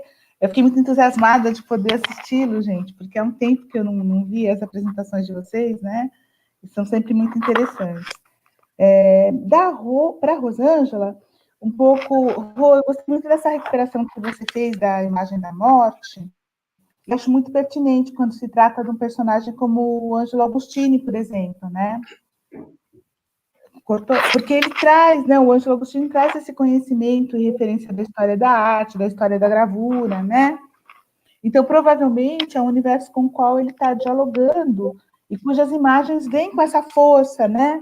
Sensível, quando elas são retomadas, né? Então, eu acho que foi extremamente adequado, assim, essa sua busca. Eu acho que é um tema que nos interessa muito, né? Pensar isso, é um tema controverso, né? O tema da morte, mais presente talvez na arte fúnebre, né? Então, pensar na arte cemiterial. Então, pensar nisso no outro campo, né, da imagem, da difusão da imagem, é muito importante. Né? Sem dúvida, Maria. Acho que assim, esse diálogo desses produtores de imagem aí no século XIX, que estão à frente desses projetos editoriais, eles todos têm uma vivência com esse universo das artes, alguns com formação, né? O Agostini tem muitas lacunas da biografia dele, mas tem-se aí algumas informações que ele teria feito uma formação em Belas Artes na França, ele foi professor de pintura no Liceu, né, para o curso de pintura para mulheres, então ele tinha esses fundamentos. O próprio Borgomaneiro também, que é um artista aí que é esse que falece, que vai pintar, é alguém que vem da Itália, ele também vem de uma experiência gráfica, mas também, quer dizer, vem de um país aí que tem um peso dessa tradição iconográfica muito importante, o próprio Bordalo Pinheiro, né, o Julião Machado, que é uma espécie de herdeiro do Bordalo Pinheiro também depois, né? Então, assim, são artistas aí que têm, inclusive para se afirmar, até a questão do traço, né? Eles têm esse diálogo muito grande com essa arte realista, com essa arte, com a pintura histórica. Algumas das imagens que eles constroem nessas revistas ilustradas são verdadeiros projetos de obras, né, gráficas, ou reproduções de obras que também eles fazem. Então, nesse sentido de mostrar essa capacidade de desenho, de conhecimento da técnica, do claro-escuro, de todo esse diálogo. Então, assim, trazer essas referências, a gente vê muito nessas publicações, a reedição de revistas estrangeiras, de imagens publicadas em revistas estrangeiras, para mostrar esse diálogo, esse conhecimento. É uma forma também desses artistas se afirmarem dentro desse universo de produção visual, né? que a imprensa ilustrada, ela está aí, nos anos 70, 80, ela vai cada vez mais ganhando em possibilidades pelas questões técnicas, e ela vai ganhando, assim, essa experiência desses primeiros que vão recebendo, vão formando outros, né, caricaturistas, que, como o João falou muito bem, aí, quer dizer, todos esse grupo, Calixto, Raul, que estão aí no começo, né, final do 19, começo do 20, eles já são herdeiros de uma tradição que já caminhou bastante. Então, esse diálogo é muito bacana da gente observar, e ele realmente é muito, muito presente, ele é muito importante, né?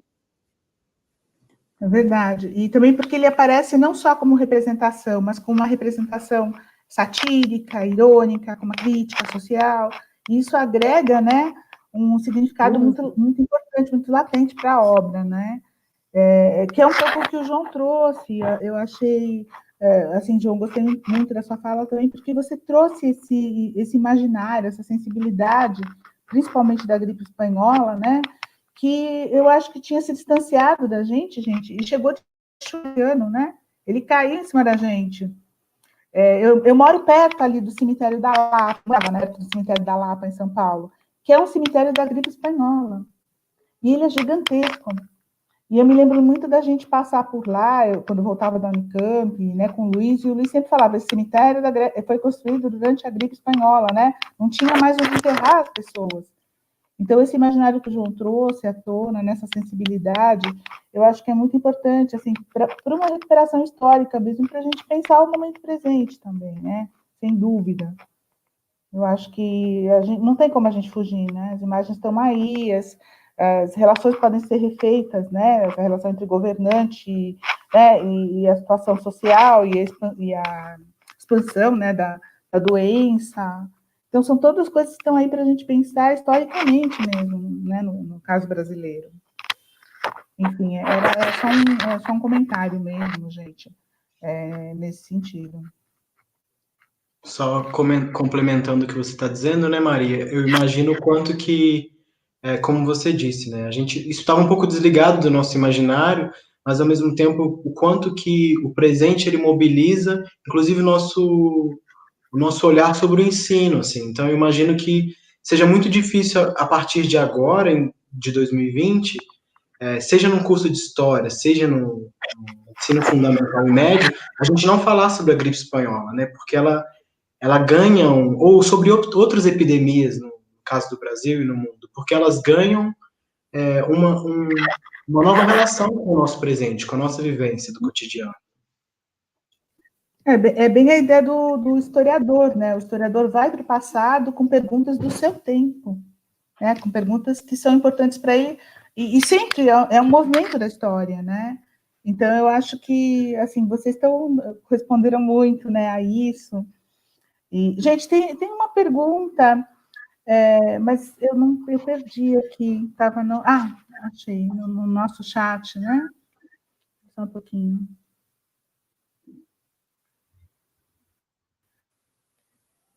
É que ele fica piscando. Tem uma pergunta de uma pessoa, não consegui identificar o nome, mas que pergunta sobre a Vanitas. Se existe uma influência direta de uma pandemia, por exemplo, na vida de um pintor que o levasse a trabalhar com esse gênero. Então, a ideia da representação da Vanitas ligada a alguma pandemia ou alguma representação, mesmo de doença que sejam, né? Vocês estão lembrados? Eu deixo essa resposta para a Rosângela. Eu não, como eu falei, a minha pesquisa não foi tão profunda, e eu também não estudo, não sou uma especialista em séculos XV, XVI, XVII, XVIII, eu começo lá no XIX.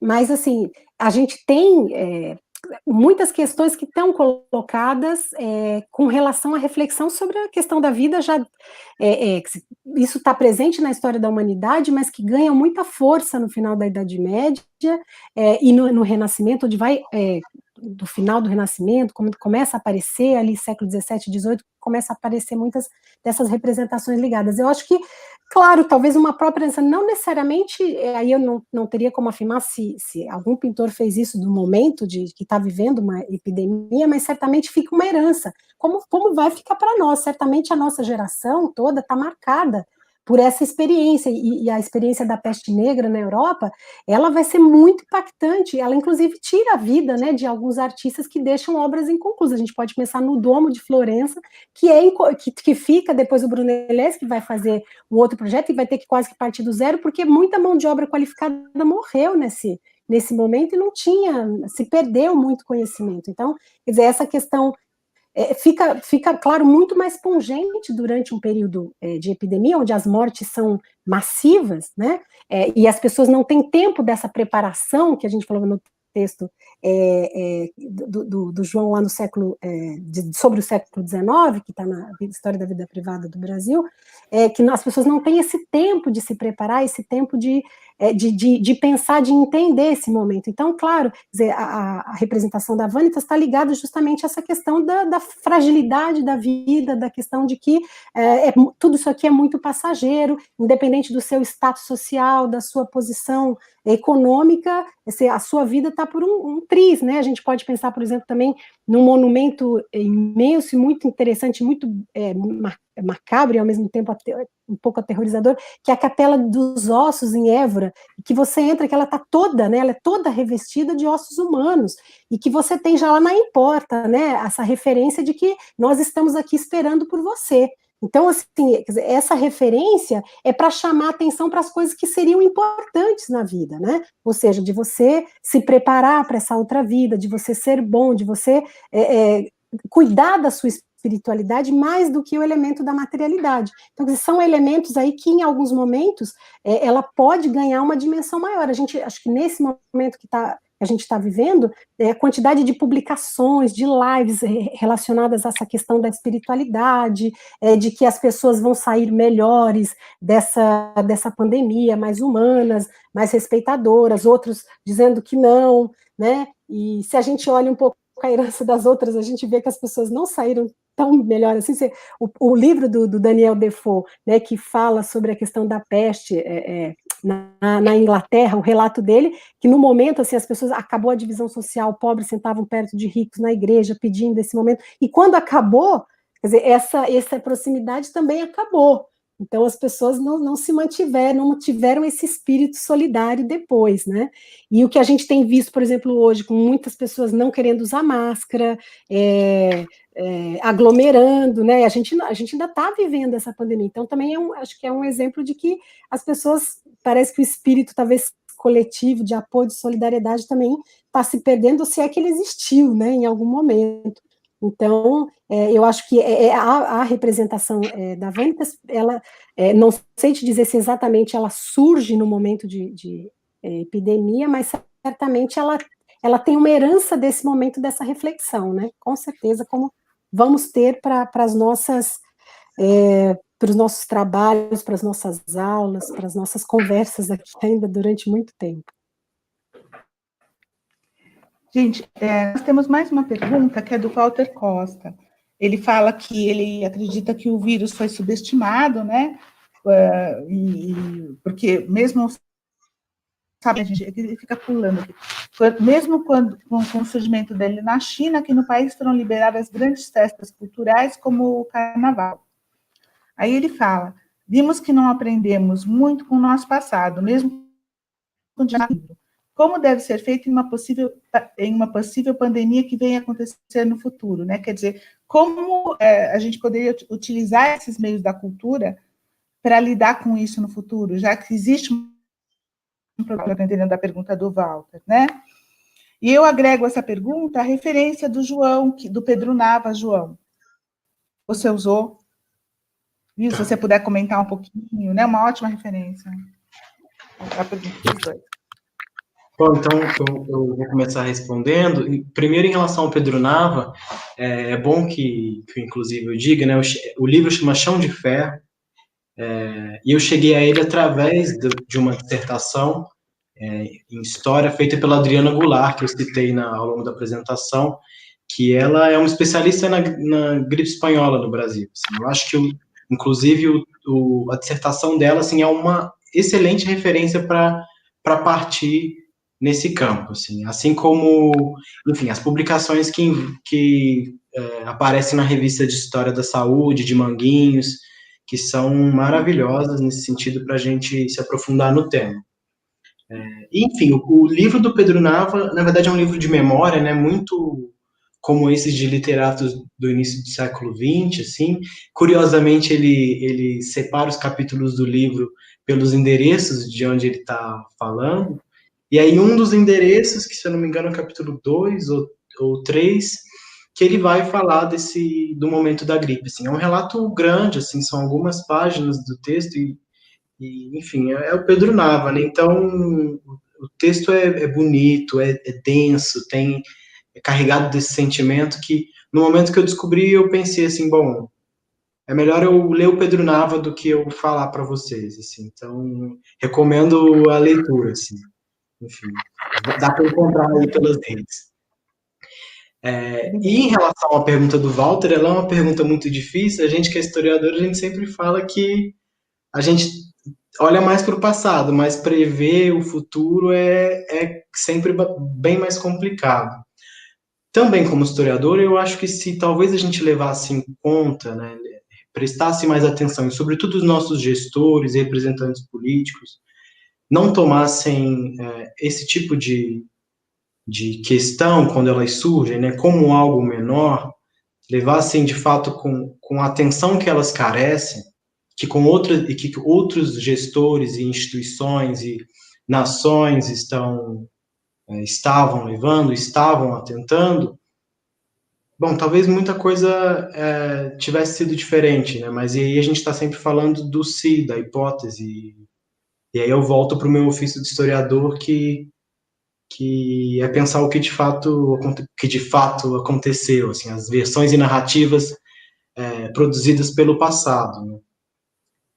Mas eu fico com isso, assim, eu espero que talvez, é sempre esse desejo, né, eu acho que do professor de história, do historiador é isso, eu espero que nós aprendamos com o nosso presente para o futuro, assim, é o que é possível se esperar, assim, e deixar, infelizmente, que o futuro escreva o seu próprio destino.